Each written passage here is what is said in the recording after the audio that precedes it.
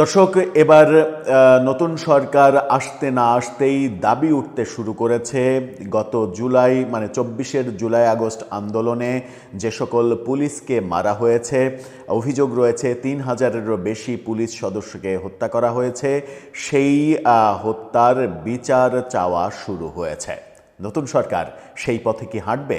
নতুন সরকারের আইনমন্ত্রী হিসেবে দায়িত্ব পেয়েছেন সাবেক সরকারের অ্যাটর্নি জেনারেল। অ্যাটর্নি জেনারেল হিসেবে তার যে ভূমিকা ছিল, আইনমন্ত্রী হিসেবে তার ভূমিকায় কি একটা বড় পার্থক্য আমরা দেখব? কোন পথে যাচ্ছে ব্যাপার? পুলিশ হত্যার বিচার যদি করা হয় সত্যি, তাহলে অন্তর্বর্তীকালীন সরকারের দেয়া ইনডেমনিটি প্রথমে বাতিল করতে হবে। ইনডেমনিটি কি থাকা উচিত? কোনো কিছুর ইনডেমনিটি কি থাকা উচিত কোনো বৈধ, সভ্য, গণতান্ত্রিক, মানবিক সমাজে? সেই প্রশ্নগুলো উঠছে। কারা কারা পুলিশ হত্যার বিচার চাইছেন এবং পুলিশ হত্যার ব্যাপারে স্বীকৃত যারা হত্যাকারী, যারা বীর বিক্রমে থানায় বসে থেকে স্বীকার করেছে যে আমি অমুককে, এচআই সন্তোষকে পুড়িয়ে মেরেছি, অমুক থানা জ্বালিয়ে দিয়েছি, এবং থানা জ্বালিয়ে পুলিশ পুড়িয়ে মারার ঘটনাগুলো সারা দেশে আমরা দেখেছি। সেই আত্মস্বীকৃত যারা অপরাধী, যারা বলেছিলেন যে এখানে আগুন না দিলে, মেট্রো রেলে আগুন না দিলে, পুলিশ পুড়িয়ে না মারলে এই আন্দোলন এত দ্রুত সফল হতো না, তাদের কি বিচার হবে? কোন পরিস্থিতির দিকে যাচ্ছে দেশ? তাহলে চলুন একটু আলোচনা করে দেখি যে বিচার চাইলেন কারা, সেখানে বিএনপির নির্বাচিত এমপিরাও আছেন কিনা। থাকবেন পলিটিক্স টিভির নিয়মিত আয়োজনে।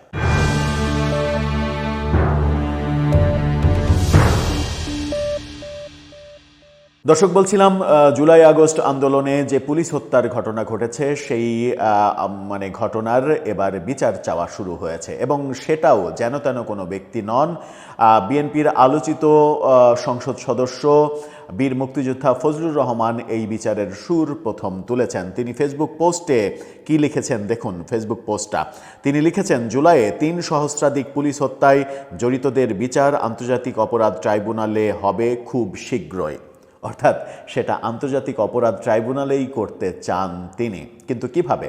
তাকে তো বিএনপি মন্ত্রীও করেনি। তার মুক্তিযুদ্ধ বিষয়ে তার যে অবস্থান, তার যে বঙ্গবন্ধু প্রেম, সেই বঙ্গবন্ধু প্রেমের কারণেই কি তিনি মন্ত্রিত্ব পেলেন না শেষ পর্যন্ত? কিন্তু এই যে পুলিশ হত্যার বিচার চাইছেন, সেটাকে বিএনপি সরকার কি আমলে নেবে? স্বরাষ্ট্রমন্ত্রী কি আমলে নেবেন? আইনমন্ত্রী কি আমলে নেবেন?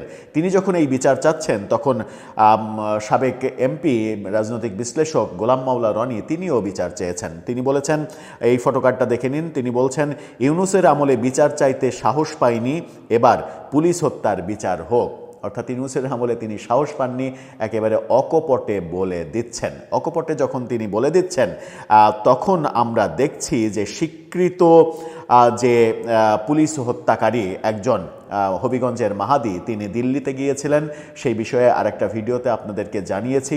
দিল্লিতে ইমিগ্রেশন পুলিশ বেশ কয়েক ঘন্টা তাকে আটকে রেখেছিল, তাকে জিজ্ঞাসাবাদ করেছে, এবং সে সেখান থেকে লাইভ করে আবার ভারত বিদ্বেষী কথাবার্তা বলার চেষ্টা করেছে।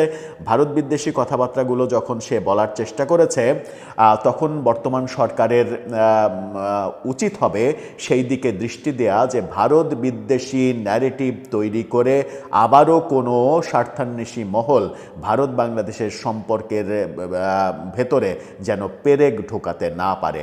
এই মাহাদি আজকে ঢাকা শাহজালাল আন্তর্জাতিক বিমানবন্দরে যখন আসেন, তখন ঢাকার ইমিগ্রেশন পুলিশ তাকে আটক করে জিজ্ঞাসাবাদ করে এক পর্যায়ে পুলিশ তাকে ছেড়ে দিয়েছে।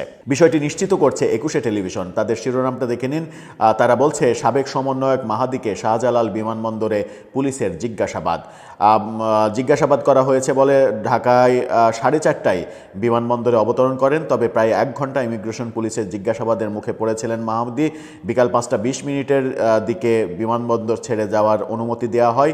এর আগে দিল্লি বিমানবন্দরে ভারতীয় ইমিগ্রেশন পুলিশের হাতে আটক হন মাহাদি। পরে ভিডিও বার্তায় নিজের মুক্তির কথা নিজেই বলেন। ফেসবুক লাইভে তিনি বলেন, আমি দিল্লি বিমানবন্দর থেকে বলছি, আমার সঙ্গে যা ঘটেছে তা দেশে গিয়ে সংবাদ সম্মেলন করে জানাবো। জানাবো। আমি আমি একেবারে বর্তমান সরকারকে অনুরোধই করতে চাই, এই আত্মস্বীকৃত পুলিশ হত্যাকারী তিনি যেন ভারতের বিরুদ্ধে কোনো ধরনের কোনো সংবাদ সম্মেলন করতে না পারেন, সেই ব্যাপারটা দেখতে হবে। কারণ এরা আবারও ভারত বিদ্বেষী নানা ন্যারেটিভ তৈরি করবে, ন্যারেটিভ তৈরি করে আবারও আমাদের এই দুই দেশের সম্পর্ক ঘোলা করার চেষ্টা করবে। সে ভারতে গেছে, ভারতের পুলিশ তাকে গ্রেপ্তার করেনি, তার মানে একটা ভিডিও করে যে ছড়িয়ে দেয়া, সেই ছড়িয়ে দেওয়ার কাজগুলো করেছে ফেসবুক অ্যাক্টিভিস্টরা। সে এটা মানে বলার চেষ্টা করেছে যে আমার বডি টাচ করেছে, এরকম তিনি বলার চেষ্টা করেছেন ফেসবুক মানে লাইভে, যে কি সাহস, তারা আমার বডি পর্যন্ত টাচ করেছে। তার বডি টাচ করা যাবে না, মানে তিনি মেয়ে মানুষ, তার বডি টাচ করলে সেটা একটা মানে যৌন হয়রানি হয়ে যাবে, এরকম ব্যাপার হয়ে গেছে। এরকম ব্যাপার যে নাটক সাজানোর চেষ্টা করছে, এই নাটক যেন নতুন সরকারের আমলে করতে না পারে।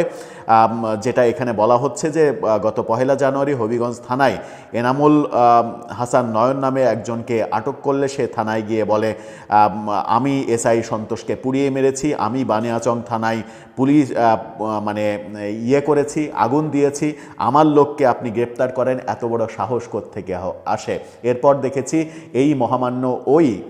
ওই মহামান্য অন্তর্বর্তীকালীন সরকার গভীর রাতে আদালত বসিয়ে তার জামিনের ব্যবস্থা করেছে পুলিশ গ্রেপ্তার করার পরে। এই জামিনের ব্যবস্থার পরেই মানে প্রশ্ন এসেছে যে পুলিশ তাহলে আত্মবিশ্বাস ফিরে পাবে কোথায়? যে দাবি চতুর্দিকে এখন উঠছে পুলিশ হত্যার বিচার, অবশ্যই পুলিশ হত্যার বিচার করতে হবে, যেমন মানে ছাত্র জনতা হত্যার বিচার হতে হবে, তেমনি পুলিশ হত্যারও বিচার হতে হবে। কোনো বিচারই কোনো বৈষম্যই করা যাবে না, বৈষম্যমুক্ত সমাজে কোনো বৈষম্য করা যাবে না। এবং সেই ক্ষেত্রে এই ধরনের আত্মস্বীকৃত পুলিশ হত্যাকারী যারা বীর বিক্রমে বলার চেষ্টা করে আমি মেরেছি, না মারলে এত দ্রুত দেশ স্বাধীন হতো না, দেশকে তারা স্বাধীন করে ফেলেছে, একটা সরকার পতনের আন্দোলনকে নতুন স্বাধীনতা 2.0, বাংলাদেশ 2.0, প্রফেসর ইউনূস তো আর এক কাঠি সরেস, অলরেডি নতুন 4টা জন্মদিন তিনি উপহার দিয়েছেন। সব মিলিয়ে গত 1.5 বছরে যা হয়েছে সেখান থেকে বের হয়ে আসতে হবে নতুন সরকারকে এবং নতুন সরকারের স্বরাষ্ট্রমন্ত্রীকে। কোনোভাবেই যেন বাংলাদেশে কোনো উশৃঙ্খলতা তৈরি করে ভারত তো বটেই, কোনো দেশের সঙ্গে আমাদের সম্পর্ক, কূটনৈতিক সম্পর্ক নষ্ট করার যে পাঁয়তারা, সেই পাঁয়তারা যেন কেউ করতে না পারে, সেটা সরকারকে দৃষ্টি রাখতে হবে। এবং অতি অবশ্যই নিরপরাধ পুলিশদের যারা থানায় পুড়িয়ে মেরেছে, এবং 5 তারিখে বিজয়ের পরে, বিশেষ করে 5 তারিখে আন্দোলন শেষ হয়ে যাওয়ার পরে প্রতিহিংসা চরিতার্থ করার জন্য যে সকল পুলিশকে মেরে পুড়িয়ে থানা জ্বালিয়ে দেওয়ার ঘটনাগুলো সারা দেশে ঘটেছে, তার বিচার অবশ্যই হতে হবে। তা না হলে বিচারহীনতার এই সংস্কৃতির মধ্যে পুলিশের আত্মবিশ্বাস ফেরানো যাবে না। দর্শক, আপনার মত কি এ ব্যাপারে জানিয়ে লিখতে পারেন আমাদের কমেন্ট বক্সে।